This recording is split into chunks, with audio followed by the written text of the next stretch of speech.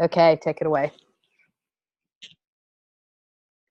So my observations have been over the last couple of weeks, the difference between a manager and a leader would be around a leader shows qualities of being responsive rather than reactionary.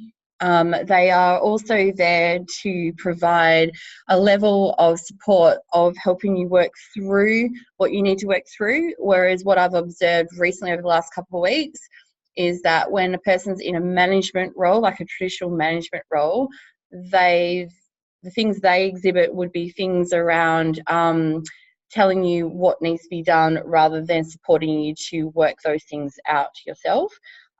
There's also probably a level of control and micromanagement that comes from a traditional manager rather than what I've seen in a leadership role or a leader in our organisation. Awesome, thanks. Who'd like to go next? Carla. Morning. So for me, what I've observed lately, and I'm just going to put it in a nutshell, that a great leader is someone that kind of has our backs and is there for us when we need it, and also a good listener. And for me, I suppose along the lines of Christy around great management, probably for the last, I can probably name more around what didn't make a great manager. And it's probably for myself, it's come more with a negative connotation than being able to see what a good manager looks like. So yeah, that's kind of where I'm sitting at for that one. Carla, I know it's not good practice to respond to a check-in, but I'm going to do it now just because I have a question. What is OX? OX? Mm-hmm. Didn't you say a great leader has OX? Oh, our backs. Sorry, my Kiwi twang running out a lot more. Sorry. No worries. Thanks. Who'd like to go next?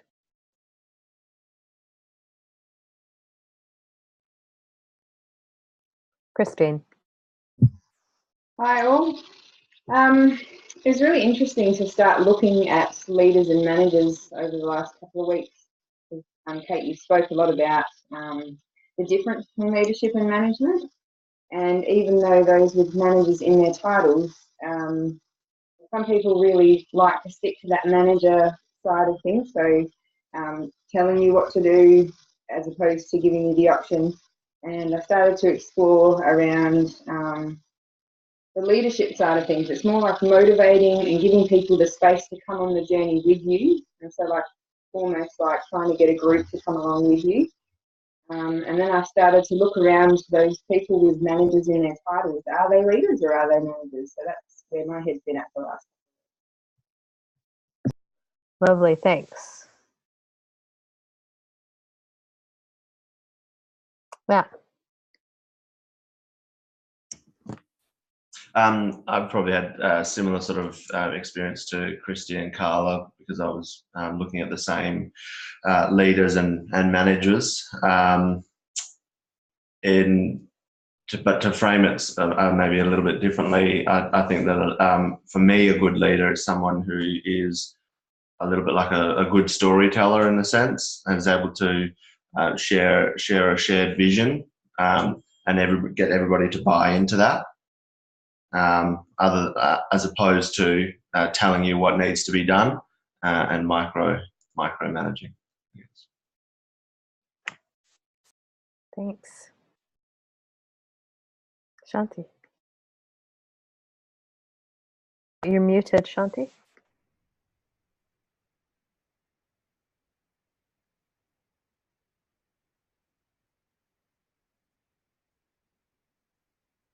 Can you hear me now?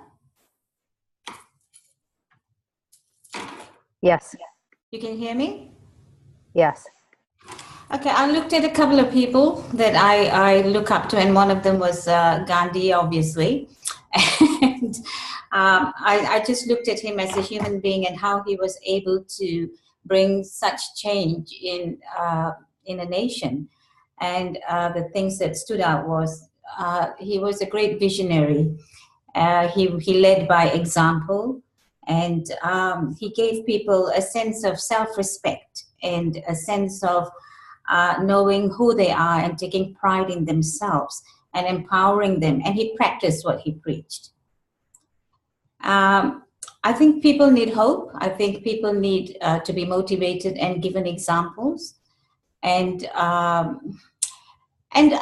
suppose he got people to manage, all his prime ministers and people that were with him. They did the managing and the controlling. So, there has got to be a balance between the both things. You have to have a vision and you have to have some sort of a plan to achieve an outcome. So that is what I looked at. Great. Kat, I saw your hand as well. Hi. Yeah, I think a leader is someone who is respected, and I think even in the downfalls, they still have that respect. I think that they need to be very approachable, and I think managers sometimes perhaps aren't so approachable. I think good leaders, you have trust in them, and they keep people informed. Even if they're not getting things done, they're still letting people know where they're at. Whereas I think sometimes managers have all that inside and don't let that flow out to let everybody know the path that we're all on together. Nathan. Yeah, I've got much to say the same as with everybody else. That I think a good leader is somebody that empowers their staff and keeps them motivated and works with them to achieve a certain goal. And I think a manager's more of telling you what the goal is and then sort of overseeing how you go about that, and not leading the way as such to help you achieve it. Nice. Yeah, for me, what was coming up? Great leaders that I've worked with always have a laugh. Like they can, be completely serious, but also human. And for me, having a sense of humor is an attribute that I really respect in leaders. That they don't just kind of put on this, man or woman of the people face because they think that they should do it, but that they really feel like they can have a conversation with anybody and make that human connection. And from a manager, really for me, it's somebody that can just make things flow, take away the ambiguity around, I don't know, things that are simple and replicable, so that everybody else can kind of focus on maybe things that are a little bit more emergent or creative or spontaneous.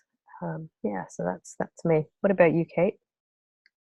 I had a debate last weekend with my sister, and we were talking about leaders and managers, and I was all kind of like, leaders help people be who they want to be and all that kind of stuff, bring out the best in people. And anyway, she reminded me of a situation where we'd lost an employee through a kind of total freak car accident, and was kind of transported back to that situation. And one of the things that I suppose I was reminded about was that we really needed a manager.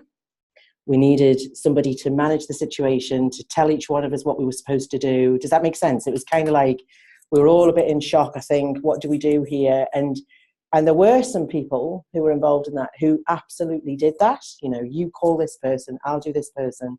And so I suppose in the debate that we had, I was reminded of, even though I say it, I don't know if I always believe it, but I think I was reminded of the value of management when it's needed. And I know I have a personal tendency to idealize leadership and demonize management. And I think it was a really helpful conversation. Although there was bits of it I didn't agree with at all, it was good. Lovely. Great check-in, everybody. I'll hand it to you, Kate. Chris, I think Chris was just wanting to say something. Oh, yeah. Can I ask you a question there, Kate? Did your leaders in that experience almost just step up and be managers just for that response? Is that what happened? In that experience, no, they didn't, to be honest. I think they struggled a bit, including myself. I think I know at the time I was looking at HR or anybody to say, so what are we supposed to do now? And I was acutely aware of people looking at me and thinking, why are they all looking at me? So yeah, there were probably two people who were not managers, didn't have management in their title, but beyond a shadow of a doubt, managed that situation like brilliantly. And I really felt like they managed the situation where they literally like took hold of our hand, each one of us, and said, right, you do this, you go there, you go there. And I suppose what was interesting for me was that thing about idealizing leadership and demonizing management. I suppose where the conversation was left was, yes, there's definitely a place for people to manage a situation. I suppose, yeah, I'm sure if she was here, she'd have a slightly different view, but and there was a bottle of red wine involved. So, yeah. Yeah, I mean, what came up for me in that little aside was that I totally agree that there's roles or actions as leaders and managers, but I'm not sure that we need those job titles. As you said, Kate, that the two humans that stepped up and actually exhibited their management in that instance don't necessarily have to have that in their job titles. And equally, you never really see leader as a job title. That's just a quality or capability that's expected from people that have C in front of their title potentially.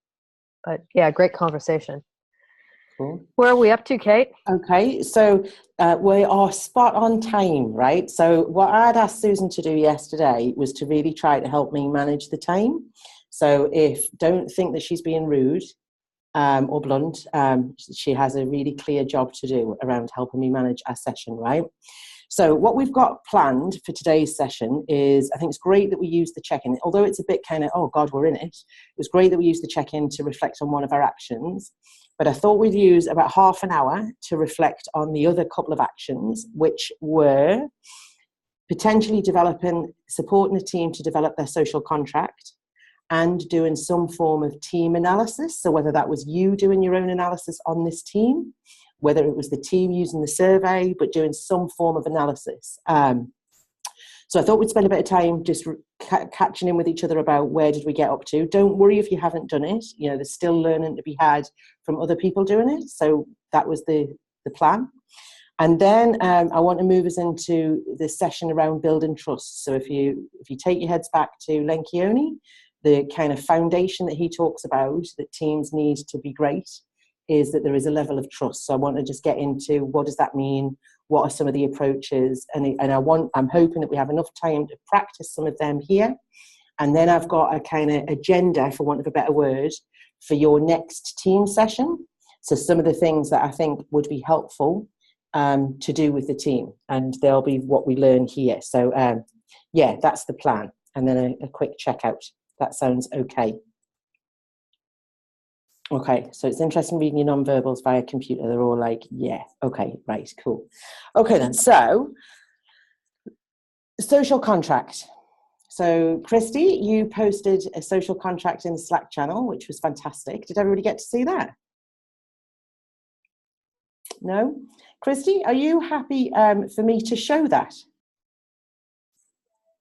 Okay, so let me share my screen.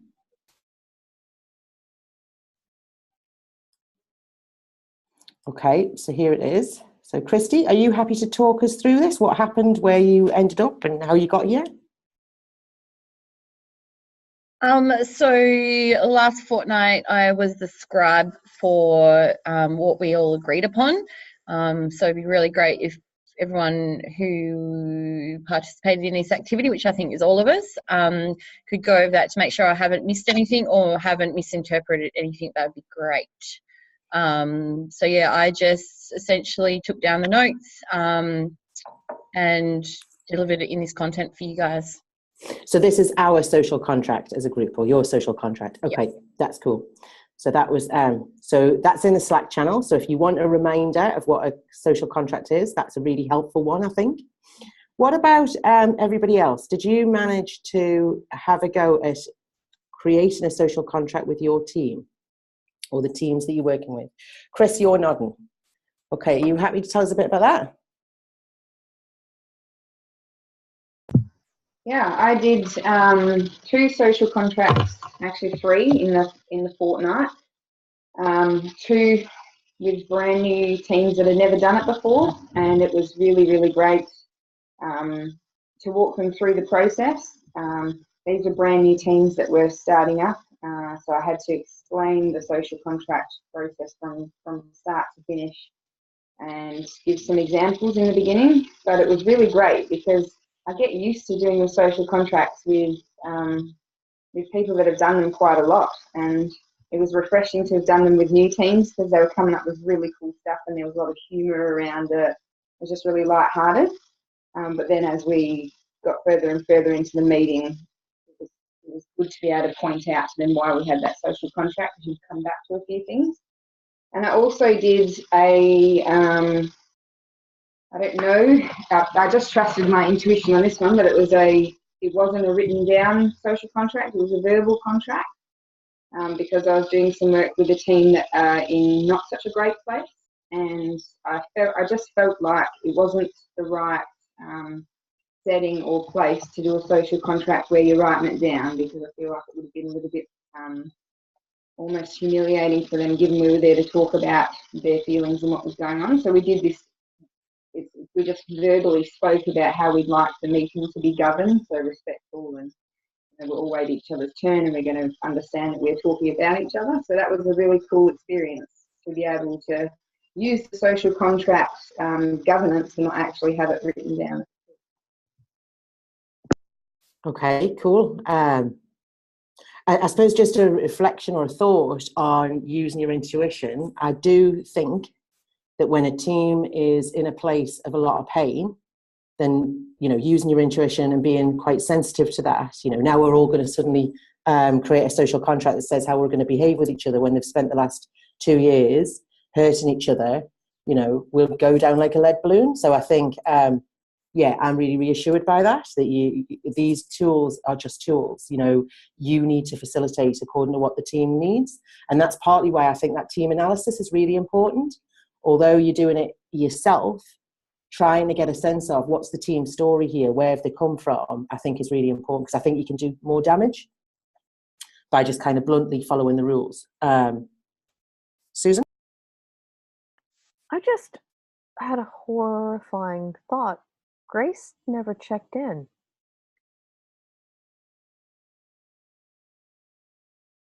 It's a horrifying thought. I love that. Yeah, I didn't. Do you want me to go back?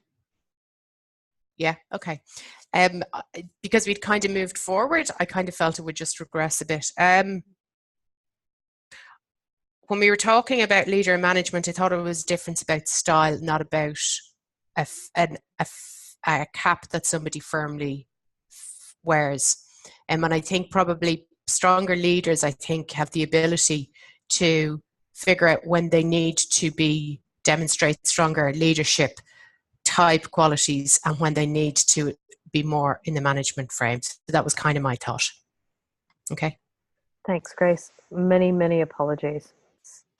You should have raised your hand. Somebody should have said, Grace! Back to you, Kate.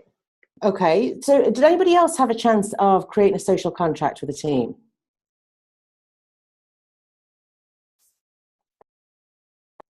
Carla? I started to chat to the team down here around creating the social contract, and we started to get some stuff down on paper, and then last week I've changed my whole team around, so that kind of just gone out the window now. Kate, I can't hear you, sorry. The team were willing participants to the change? Yeah, so it's been like we're having a big change up throughout the whole, the South coordination team. And so we're starting to work through that. And go through. Okay. So we've got new people coming in. So you had a go though.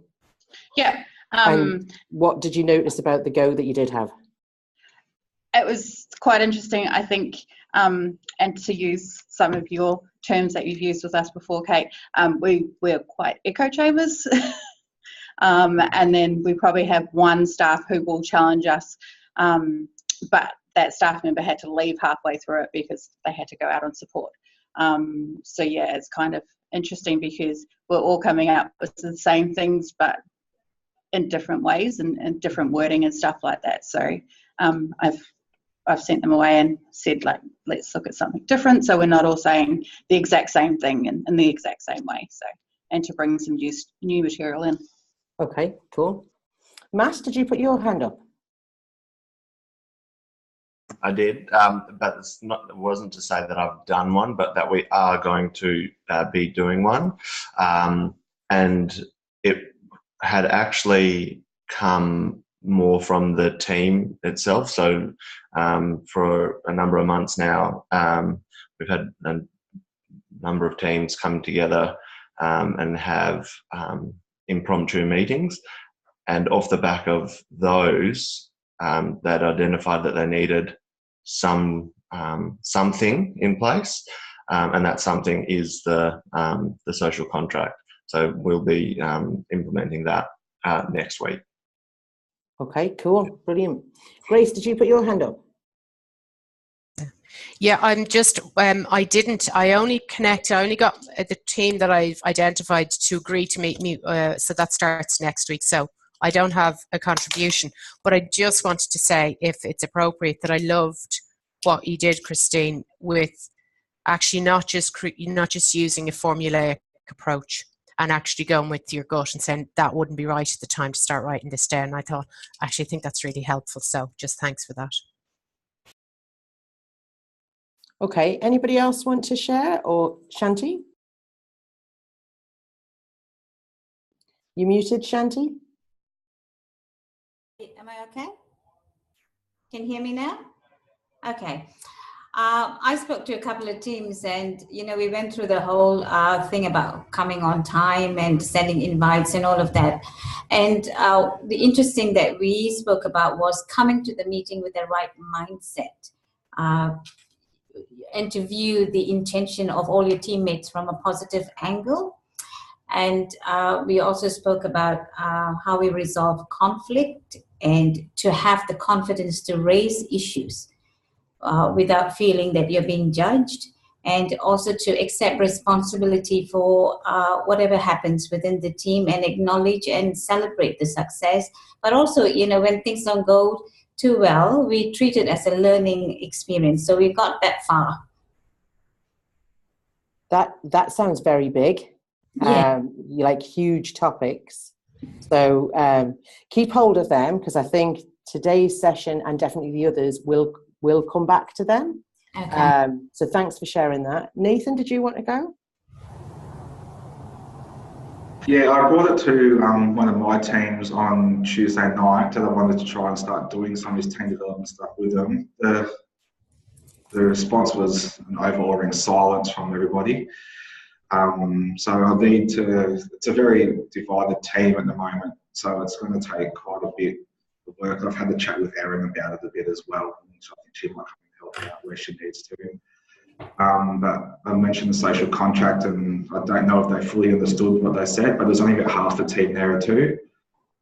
So I still get to bring it down. I'm about to bring it in with a team of team facilitators today in our meeting as well. So hopefully it'll go down. Okay, thanks, Nathan. I think that's really helpful to share, because one of the places that takes me, and this happens a lot in organisations, is organisations will say, but we can't get everybody there together. So because of the nature of the work that we do, some people have to cover shifts, and I really push against that. And one of the reasons I understand it's difficult to get teams together, but one of the reasons I do that is you can't do work with a team if all team members aren't there. So I'm not suggesting if somebody's sick, you don't go ahead with a session. But I do think there's something about how can you create cohesion if you don't have the group in front of you or together. So just bear that in mind, because I think that's a really difficult task to do teamwork with like kind of pockets of a team. And particularly if it's fractured, one of the arguments I use with organisations is you'll be wasting more money on the fact that they're fractured than investing in 5 sessions or, you know, however many you decide at the end of this that would be cohesive, in investing in 5 sessions for a full team. Just because I think the amount of work with a dysfunctional team costs an organisation a lot more than the 5 initial sessions. So thanks for sharing that. Okay, anybody else, or shall we move on? Okay, let's move on then. So I just want to check in about the team analysis. So one of the things we said last time was that you would do some form of analysis. Now it sounds like, Christine, you've done some analysis. Nathan, you've done some analysis. Whether you came to that conclusion before you actually met them, I don't know. But anybody had the chance to do a bit of an analysis on a team? And let me just share my screen and take you back to, where is it? Oop. Okay, so let me take you back to this, not that side, this side. So when you're doing the analysis, you're looking for areas that a team might be struggling in, okay? Now, they might not be, they might be doing brilliantly, but one of the reasons you're doing that is to be, I suppose, like beautifully how Christine mentioned, is to make sure that you're not just kind of bluntly going in and doing something that actually isn't respectful to where they've been. And I was, you know, if I didn't have a good sense of what's happened for a team, I would start at the bottom. You know, I would be starting at, how do I support this team to start to develop some level of trust with each other? And we talked about this last time, but let me just show you that I've put it in a slide this time that might be helpful for you, which is, what might you see? What are some of the things that you might see when teams are experiencing some of this? So a lack of trust, what might you see? You might see small cliques in a team, and cliques are purely people who found their allies. So it is me and Christine in a team, and we think we've got some commonality, so we're going to stick together against them lot, you know. So if you're seeing small cliques in a team, that's a sign of a lack of trust. And I think one of the really big things is nobody says in the team, I'm struggling with this, or I can't do this. That's a sign that a team doesn't trust each other, because to say that means you have to be vulnerable. Okay, so I'm not going to go through the others, because the one that we're focused on is trust. But anybody willing to share your analysis of the team and where that's taken you and what you saw?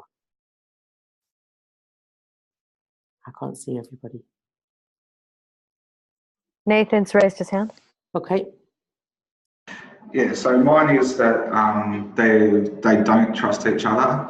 I actually had something come out yesterday when I had to, so I had to introduce a new team facilitator into the team. I just got told yesterday that before the girl had even gone and introduced herself to the family or anything like that, one of the support workers actually gone in and warned the family about her, to be careful about her, which is obviously not great. She didn't even get a chance to sort of get a sort of good going to start it off with. There's constant chat with about other support workers with the family as well, or even though I've reminded them how detrimental that can be to the team a number of times in meetings that we've had, but it's just not sinking in. Or either that, or they just completely dismiss what's being said. And then there's such a big, we've had a lot of changes, and people are continually going back to the old ways instead of moving forward with the changes and trying to be consistent with them, which is also causing a divide, because the family, you've got some people doing one thing their way, which isn't the way that things should be done, and then with others that are doing the correct way according to like our OSH procedures and that kind of thing, which is also causing the divide. So that's where we're at. So we've got to try and get everybody on the same page and working together. Okay, so that sounds really significant, Nathan. How often does this team come together? I'm going to start doing it more and more. It is a big team, that's like I said before, and they're all very busy, so it's hard to get everybody at the same time, and people have families and stuff like that. So I've had some meetings where the people have brought their children in so that they can attend. But yeah, again, we were talking with Aaron about it yesterday. It's definitely something we've got to have to get going more and more often. So I was just, before I came in here, I'm trying to organise a meeting for sometime next week as well. Okay, so if I had any advice in that situation, Nathan, I'd be saying you need 5 sessions booked in. Yeah. Let's get them. The team is at a point where it's so dysfunctional. You need to book in 5 sessions as a minimum, and they need to be regular, and they need to be that everybody can attend. Yeah. Okay, I'll shut up because Susan's given me the sign. So Kate, we're going to pair everybody up and going to go into rooms for about 10 minutes to talk about whether or not you've done your analysis or survey on your team, thinking about what the teams need to pay attention to. What are you seeing? What are you noticing? So we'll give you 10 minutes to talk in pairs and bring you back, and everybody can share back to the group. Sound good? All right, see you in about 10 minutes.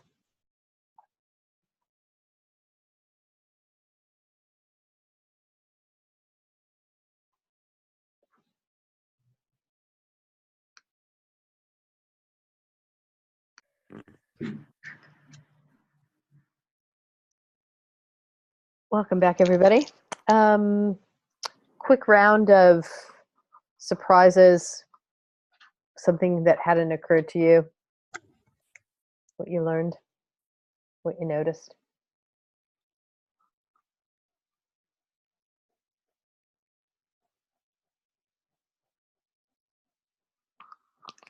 Kirsty.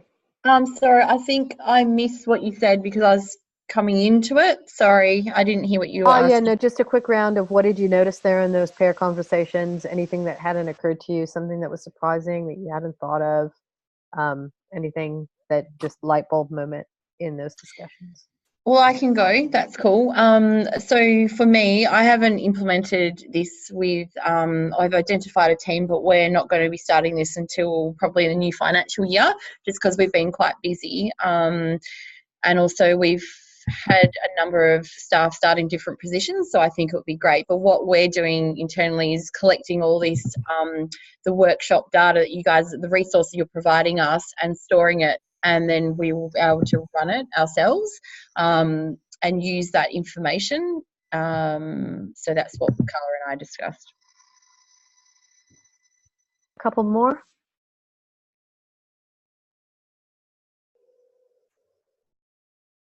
Yeah.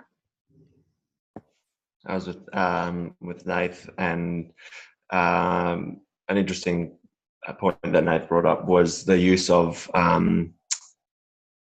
technology like we're using right now, online technology, to keep in contact with larger teams, particularly if people can't get together face-to-face regularly or come back into the office to have conversations. That use of like WhatsApp, Nath suggested, is a really great one. Facebook, whatever suits well for people. Great. One more, share, please. Hi, I found it really interesting listening to Christine and about how large her organisation is, and the multitude of teams that they're looking at leading, and the concept of them having teams manage and lead themselves was really interesting to me. Awesome. Thanks for that. Back to you, Kate. Okay, so I'm going to move us into Build and Trust. So I'm sharing my screen now, or I should be. Can you see my screen? No? Not yet. Okay. So remember that Build and Trust is the foundation that Lencioni certainly talks about, and I think it's almost the kind of foundation for good relationships outside of Lencioni. And there are some kind of critical things. So I will send you information again at the end of this session with the actions and further reading. But there are some critical things that I think we're talking about when we're talking about safety. And probably the big one is psychological safety. So I suppose all of our research would tell us that you do better work when you feel safe. If you feel unsafe, you are unlikely to be your best and to do great work. And like I say, think about this kind of concept of psychological safety. If you think about a time when you've worked in a team where you don't feel safe, so you feel like if you do the wrong thing, you're going to get reported, or people are ready and in the wings to kind of point out what you've done wrong, then you're really unlikely to share what you're struggling with. You're really unlikely to say, I need some help here. But the really interesting thing, I have a picture of this on my desk, and it's a quote by Lencioni, and you can see that he says, he's not talking about you need to trust each other with your life. What he's saying is you need to develop a mindset that is about your colleague's intention is good. So if you believe your colleague's intention is good, then you are unlikely to react in a way that you would if you didn't believe their intention was good. So just to put this to the test, think about somebody that you trust and think about a time when they've made a mistake. And then just think about how you responded and supported them to rectify or get out of that mistake. Okay. Now think about somebody that you don't trust. Just think about somebody at work that you don't trust as far as you could throw them. Think about a mistake that you've seen them make. Now think about how you responded and did or did not support them to rectify the mistake. Okay, so I don't know where your stories went, right? But what is fairly typical is if you have a level of trust for somebody, you're more likely, when that mistake happens, no matter how big it is, you're more likely to have things like, that run through your head, things like, I bet they didn't mean it that way. I bet that wasn't their intention. I know them, it wouldn't have been that. So I need to help. I'm not saying you don't have a reaction, but I need to help them get over that. Think about the example where you don't trust somebody, you're much more likely to demonize them. So you're much more likely to, well, I knew that was going to happen because they're shit, or I knew that was going to happen because they do this, or does that make sense? So what Lencioni's talking about is if a team can get to a point where they don't have to trust they don't have to trust them with their life, but they need to develop a mindset that says, I trust that where you come from, I don't always agree with you, but where you come from, your intention is good. I think one of the things, and I don't like this saying, but one of the things happens in our sector is, their intention is good or their heart's in the right place. I hear that a lot. Their heart's in the right place. Now, whether I agree with what they've done or not, if I can keep hold of their heart's in the right place, it gives me more capacity to be able to support them to rectify whatever's going on. Does that make sense? Okay, I can't see everybody's face, so I'm just going to keep going unless you shout out and tell me otherwise, right? So the kind of critical aspect around trust and is that we can't make people trust each other. So if we could, we'd be worth a lot of money, right? But the theory behind trust lies vulnerability. So you are more likely to trust somebody if they show you some level of vulnerability. Okay? So the way I would describe it, because I'm a visual person, that I can present myself in a way that I choose to present myself, right? In the moments where I'm willing to say, open up a little bit about me, and I'm willing to say, I don't know the answer to that, I don't know how to do it, you are more likely to say, there's a kind of window in there, she's a bit like me. Does that make sense? So it's kind of, you see the gap, she's a bit like me. So there's a chance for a connection. So the theory says that if we're willing to be vulnerable ourselves and demonstrate some vulnerability, there's a greater chance that that's a hook for people to hook onto, okay? So putting that to the test, in terms of our facilitation for teams, a kind of critical aspect is how do you help colleagues or team members demonstrate some level of vulnerability? Because if they're not going to show anything about who they are, there's an incredibly low chance that people will connect with each other. Yeah? So the kind of critical bit is, I always use that. How am I going to help this team in the first few sessions to open up a little bit and show a bit about who they are, right? Not just the bravado or the stuff that they come into the room with.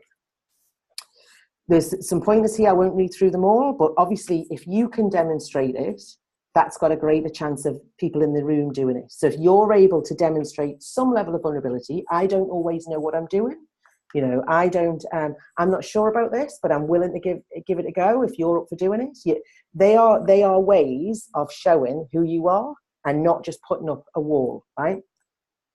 So secret conversations don't help. So when Nathan, you gave us the example of a team who are talking about each other, you know, as a team facilitator in that context, I would be opening that up. I wouldn't be doing that in the first couple of sessions, just to be dead clear about that.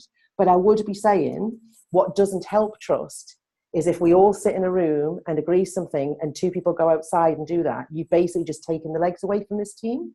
So I'd be talking about that quite openly. I wouldn't be saying you and you at this point, but I would be talking about these are ways that teams kill trust, right?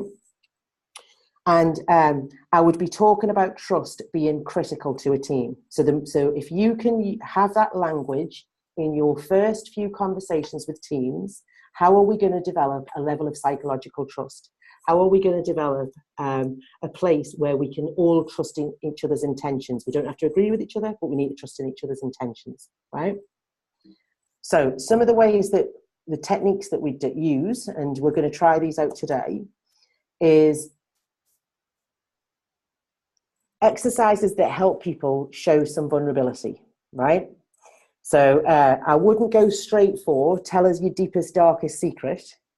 I would start with kind of gentle ways of helping people share a bit about who they are. And bear in mind, if trust is an issue, this will be tough for people, because if you don't feel psychologically safe, you are highly unlikely to open yourself up to a level of vulnerability, right? So you're starting softly, and I'll show you the kind of difference of if I was working with a team where I'm starting to just develop and think about trust to where I'd go if trust was fairly robust, right?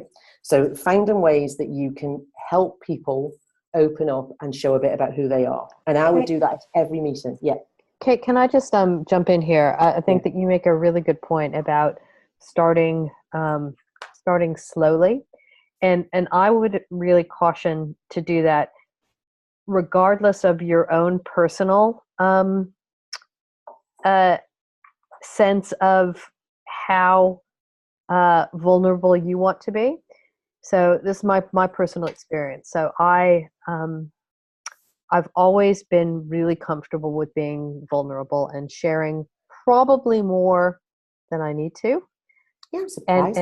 And probably more than people want to see. And so what I have noticed over the years is that I have, from people that are brave enough to give me this feedback, that it is intimidating, right? If somebody comes in and starts just sharing everything about them, it can be super off-putting and paradoxically make the team feel very unsafe. So I just wanted to add that little bit there. Nathan?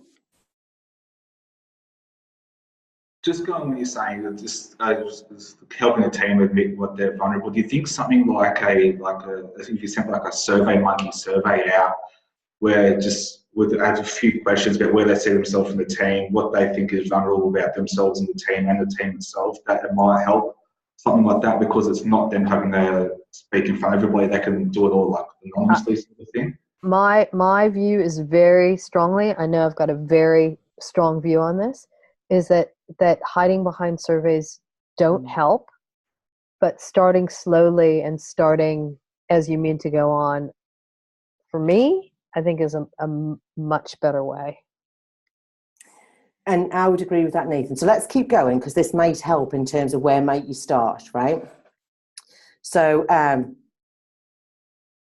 right, let me just move this about. So I just want to spend a bit of time on the kind of conversations that help us see vulnerability, right? So you may have come across a guy called Frederick Laloux, who I think we've talked about on this program. And he has a brilliant analogy about most of us at work are wearing a mask. And he does some kind of analysis on how big of a mask it is that we have and the actual amount that we show of ourselves, which is something like 1/16 of ourselves, right? So that doesn't really matter. But what he's saying is we are conditioned to believe that when we come to work, we have to create a mask that is about who we're supposed to be here, right? And when we look at regulation, you can see where that's gone even more extreme, where people over-regulate and show nothing about who they are. It's almost like they've got into it, I need to be super professional and, you know, this is who I am. It's really hard for people to trust people in that context. So if you think about yourselves as leaders, if you don't show some vulnerability, it's nigh on impossible for people to trust you, right?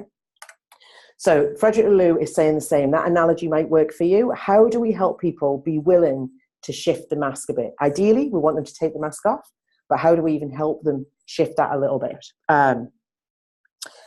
Now, I'm going to test this out, right? So some of you may have done this before, and it actually comes from the kind of person-centered planning context, but I want to show you a safe way of starting to have conversations that demonstrate vulnerability, right? And I want to do it for real. So I'm going to ask you to, if you've got a mobile phone, to take your mobile phone out.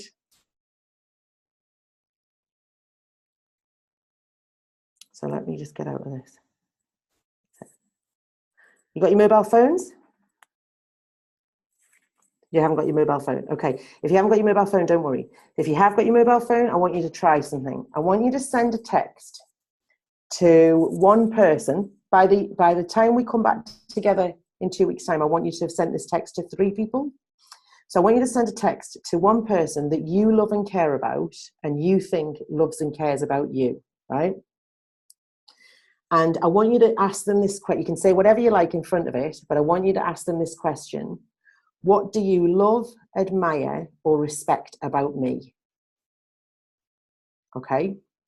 So you can say I'm on this ridiculous webinar series. You know how crazy work is. They're now making me do this. Whatever you want to put in front of it. But the question is, what do you like, admire, or respect about me? Now, I would do this for real with teams. So I would say, let's forget the work stuff for now. Let's figure out who we are in the team, right? And this is a really good way of doing it. You get people ordinarily in a team. I would get people to send this text in the room to 3 people that they love and care about. But for the purposes of today, we're using 1. So I'd ask them to text it to 3 people. And I'd ask them to do this to people who they're likely to get an answer back within the next hour or so. Now, just before I go on, can anybody help? So this is not a test. It's just, can anybody help? It's a different voice and a different explanation to articulate why this exercise is a conversation that helps see some level of vulnerability. Carla. I've done this a couple of times, and we do it for some of our training for mentors. And the reason that we do it is because the people that love, admire, and respect us give us a different point of view. And when we read out the text message, it's more around the fact of what they see in us and not the mask that we have put on for our work purposes. So it's a more open and honest and a real part of who you are. Mm-hmm. And can you give us some kind of words, Carla, that you see come up when people get their answers back? Honest, loyalty, caring, loving. I've had to do it a few times, and a lot of them, like my best friends, they're like, oh yeah, she's a bitch. But it's like, because it's quite a joking, well, it's not a joking thing, but that's like how I will come across at times. But it's like the fiercely loyalty, like fiercely loyal, keep coming up. And yeah, there are some strong words in there, but I think that's who we are as a person. And that's what staff kind of like to see. So imagine you're in the room with the team, right? and they've sent the text. What I usually do is make a joke about it. Send the text and put your phone down, because otherwise people are just constantly looking at their phones, right? So put your phone down. When people get their answers, I'd have, and you can do it in loads of different ways, post-it notes up with people's names on. So a post-it note with Kate written on the top. Write up the words that you got back, and I'll make jokes about, make sure it's clean. We don't want to know your intimate details of your anatomy or your sex life or anything like that, right? Because if you're lucky enough to have that kind of life, keep that to yourself. So I'm trying to create an environment where it's safe, and that's part of the reason I do it. If I'm being really blunt about it, I do it to try and create. We're all different. Let's see what comes up. It is so powerful for team members. So I'm not saying this changes their world. So Nathan, if you're thinking about your team, it's a start. It's a gentle introduction to demonstrating vulnerability, right? So imagine a team, post-it notes all around the room that says, Kate is funny, caring, dedicated, passionate, loving. If you don't really like me, it's quite hard not to hear all of that and think, somewhere in Kate, she's obviously got some kind of good intentions, because some people see it. Does that make sense? So it's not going to, if you hate me, it's not going to change your mind on me. But the point of it is you're helping people to see, oh, you're not just the crazy lady who goes on about, whether I turn up on time. There's a bit more to you than that. There are these characteristics that I get to see. So I think that's a really safe exercise to get people to start to demonstrate some vulnerability, right? But I would keep building on that. And I've done it in loads of ways. I've got post-it notes. I've done it where people have sat in a circle and said, this is what somebody said about me. The other thing that I'd use that for, so I think I've got this on the, I think I've got it on the slide, but I'll double check. Yeah, so the other thing I've used it for is I've got people then, once they've got all of their words, to sit with somebody somebody else in the team, share their words, and get the other person to do some best guessing on what that tells us about what's important to this person. So has anybody got any words back?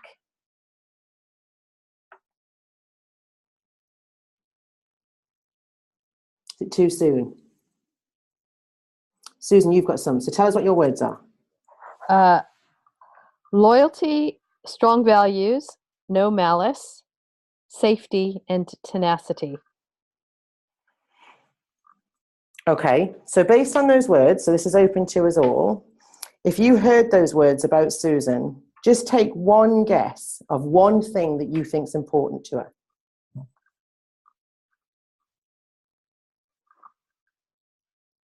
Say them again, Susan. Loyalty, strong values, no malice, safety, and tenacity.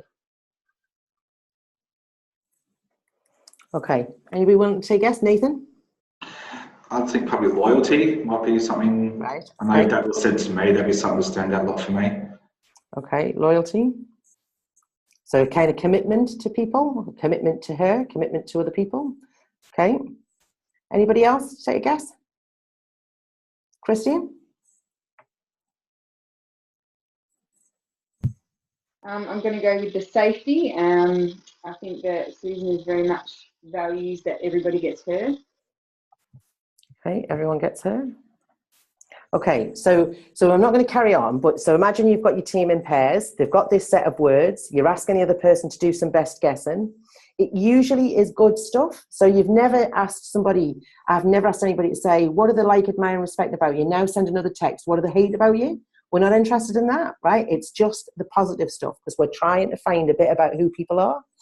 But imagine that we're the pair with Susan, and what we're saying to Susan is, so some of the things we're guessing that's important to you is that you are loyal, that you make a commitment to people, that you expect a commitment back, that everybody gets heard. And Susan, just give us some indication. Do you think that's near the mark? Yeah, those were actually quite surprising to me. But yeah, I think they definitely reflect certainly part of my personality. Right. That you can't see. That's not obvious if you don't know me. Yeah, okay. So imagine Susan's post-it note, or the sheet of paper that's got the words on, and now we've also added on making commitments to people making commitments to her, and making sure everybody gets heard, that immediately as a team member gives me some indication of where Susan's coming from. Like I say, you don't have to agree with her, but it gives me some window in. Does that make sense? It gives me some window in of, this is who she is.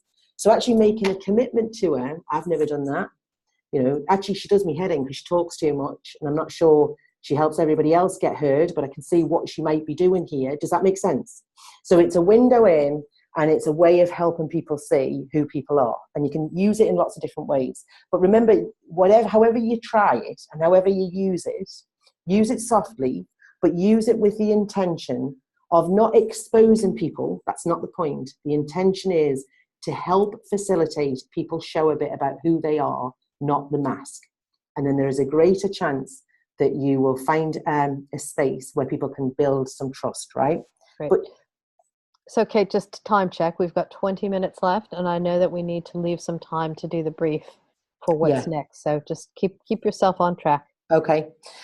So that is the kind of gentle exercises that help people figure out who people are. I just wanted to show you this, and this will be in the Slack channel. Where I think a team's moved on a bit with trust, this is now going a bit deeper with exposing some vulnerability, right? So the first question is what I love about my work and why. That's usually pretty simple. What I find difficult or scares me about my work and why. Can you see how that is now asking for a bit more vulnerability? So if you're in a team where you're keeping yourself safe, you're not sharing anything at all about what's going wrong, that's a really big question. A willingness to answer that is a big thing, right? What I most appreciate about my team members and why, that usually is relatively simple, not if they're really fractured, but relatively simple. But then the next two questions are again, wider again, right? So they're asking, what do I do that derails this team or negatively impacts on this team? So that, it's like, it's getting bigger. And then what do I do what do I see others do that has a positive impact and a negative impact, right? And the reason it's got their behaviors is what I'm not asking is they say, it's Julie. She's a pain in the arse and she negatively impacts on the team. You're asking for what do I see in the team about behaviors. So I wanted to include that. I'm not suggesting you do that with teams at this point. You use your judgment.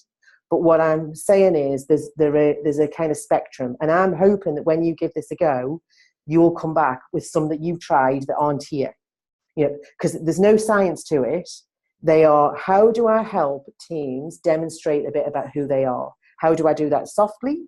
How can I increase that? And I think there's 100,000 ways you can do it. These are just a couple of examples to start you off. But by the end of your session with your team, if you are running sessions, what I'd want to see is that you facilitated something in the conversation that's helped teams show a bit about who they are. What are they passionate about? All the stuff that's behind the mask. So if you remember nothing else, how do I help teams demonstrate something that's behind the mask? Okay. So I'm going to move on. The next part is team profiling. Now these get a load of different perspectives, right, for want of a better word. So I'm sure we'll have all had a go at some point in our careers being asked to do some kind of personal profile. And there's a few of them here. So there's Belbin, which is a team profiling tool. There's Myers-Briggs, which is more about your own preferences and how you behave. And DISC, which is focused more on behavioral differences and how we work together, right? They are three of 20,000. They are big money makers usually. Most of them cost you to give them a go. And essentially, it doesn't matter which one you use, they show you something about how you choose to behave in the world and what matters to you. And how and some of the behaviors that you're more likely to demonstrate, right? Now, I'm sorry, take this off.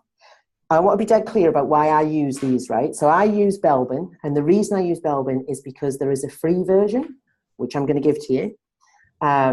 Or Belbin does have a paid version. So all of these, you go on their website, they say, you say, I want to do your test, and you'll go through a test that is literally a test, asks you questions about yourself. You fill them in, and then when you've completed that, it asks you to say some other people who know you, their email addresses. They get sent a questionnaire, they fill them in, and then this is blunt, but then what happens is you get a report that says, so according to your answers, what we think is you're a plant. If you're Belbin, or if it's Myers-Briggs, you're an ANGTP. Is that right? I don't use Myers-Briggs. Susan, what is it? ENT? Yeah, ENTP, ISTJ. Yeah. Yeah. So it tells you, based on our profiling tool, this is what we think you are, right? Now, the reason I use them is I'm less interested in, whether I'm ENTP or a catopple cough or anything else for that matter. But what I've learned is these tools give the team a common language to talk about behaviors, right? So instead of saying,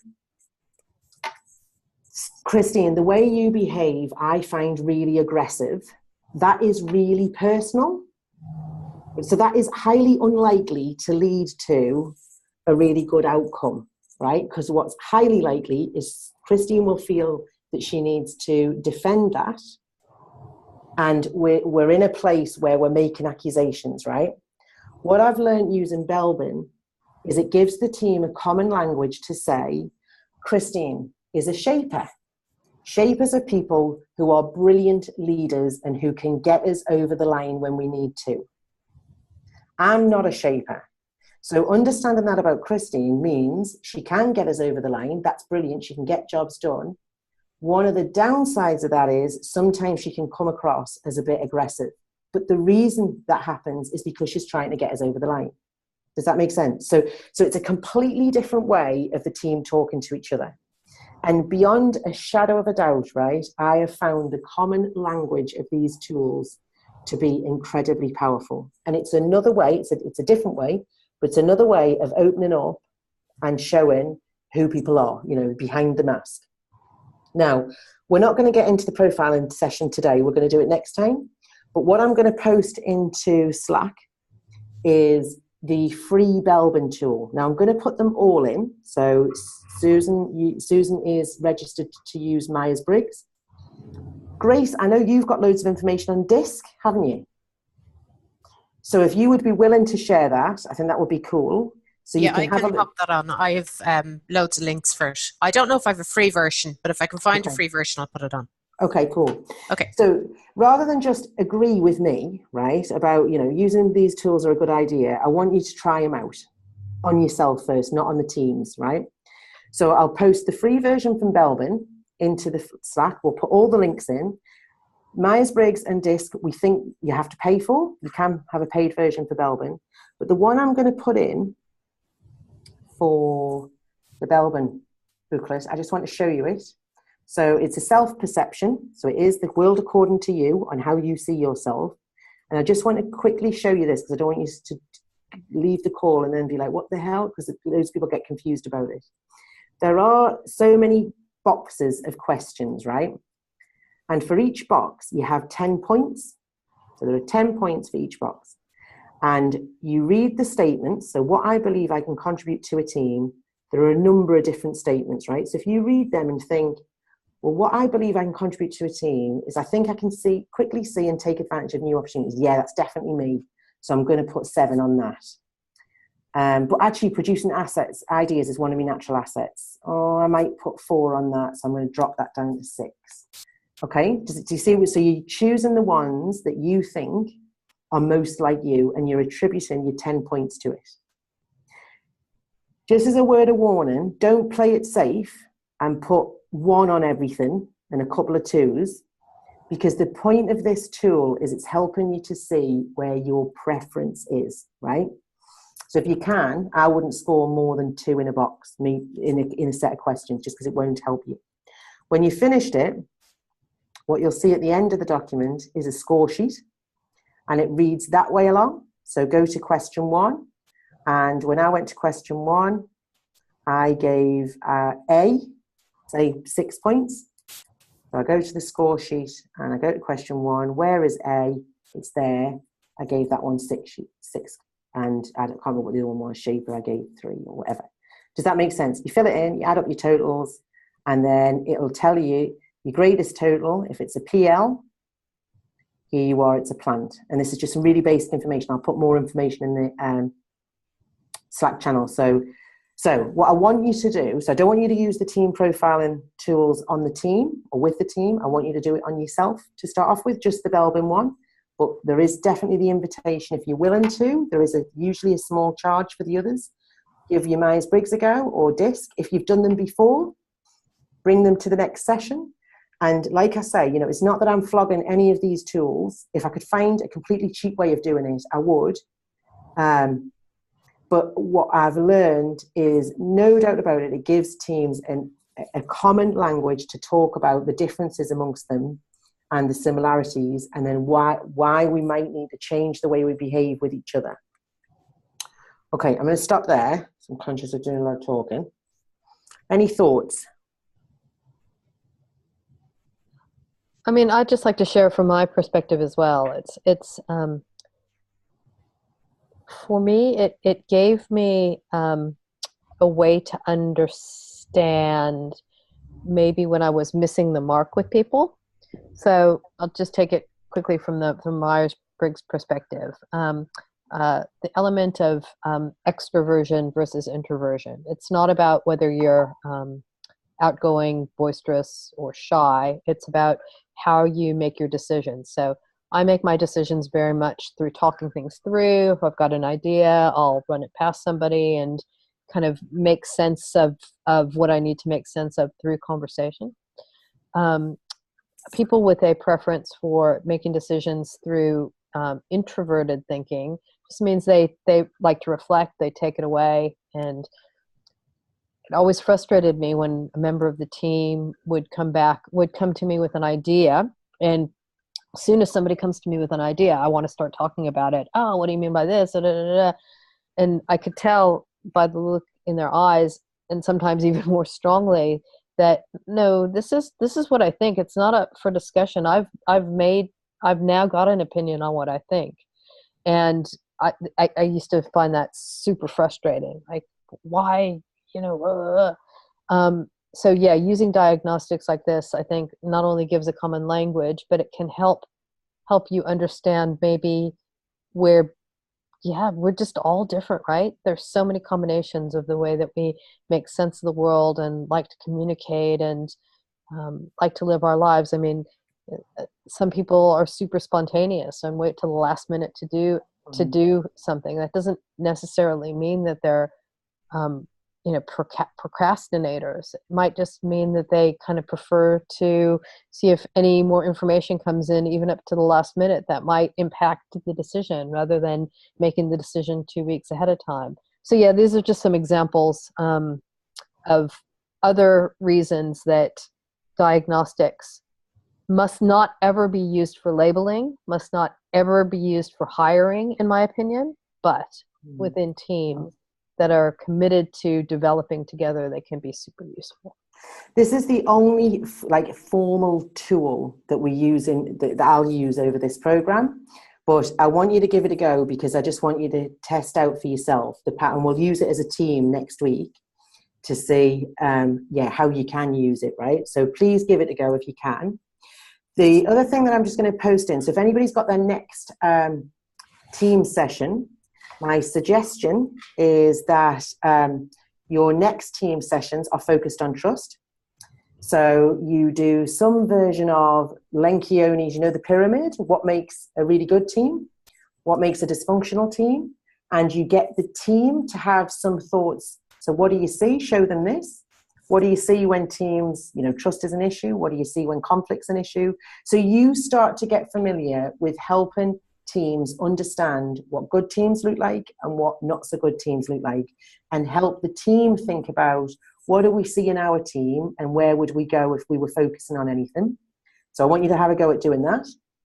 And then I want you to start to do some of the kind of gentle exploration about who's there and who are we, and this thing about taking off the mask. So, start safe, start with the 3 things that people love, admire, and respect about you, personal lives.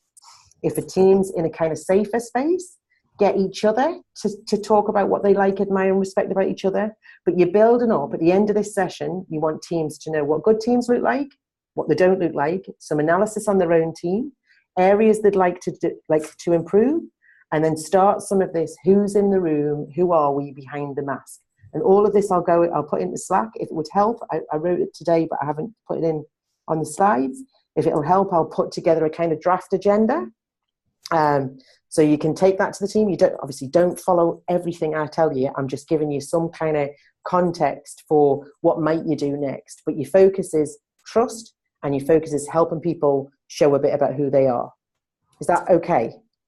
And then your work, other than doing the work with the team, is to complete the Bellman. Okay. Awesome job. What time is it? It's 5 till. We still need to check out. Okay. Has anybody else received a text back? No, not yet. Not yet. Right. Then it would be good though if you do receive the text, you're willing to put the words into Slack, because it gives us more to work with. Absolutely. Right, I'll shut up. So just quickly, let's do just a couple of word checkout, and let's imagine that you've received that text back. What are 2 words that you think might be in the text? Grace. Whoa! Oh, you put me in spot. Okay,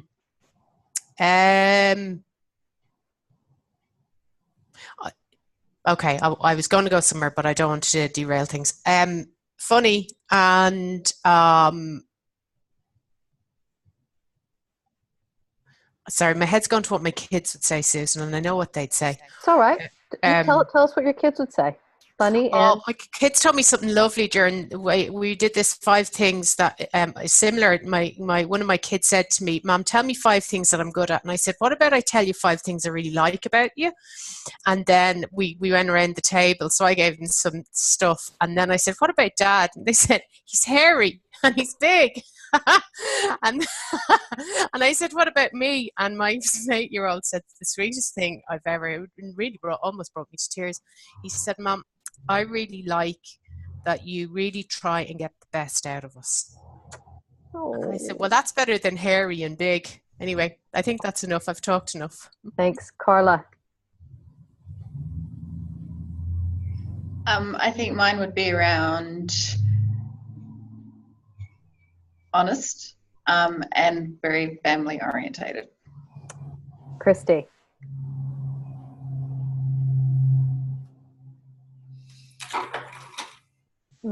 You're on mute. Christy. Me or Christine? Christy, you. Funny and a little bit off-centered at times. Shanti. I think mine will be authentic and dependable. Kate. I usually get passionate. I think that's more about human rights than it is in a kind of sexual context, to be honest. But passionate and funny. Matt. I got a couple from my wife, and she said loyalty and dedication and some other rude stuff. Awesome. Kat. I think mine would say funner on days off and organised. And Mr. Hewitt. I think mine would like to say funny and loyal. Nice. I have got everybody right. Christine!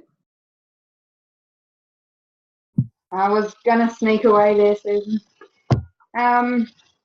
I really want to put some money on this because I'm going to text my partner and I can guarantee you she's going to come back and say annoying as number 1 and class clown. Love it.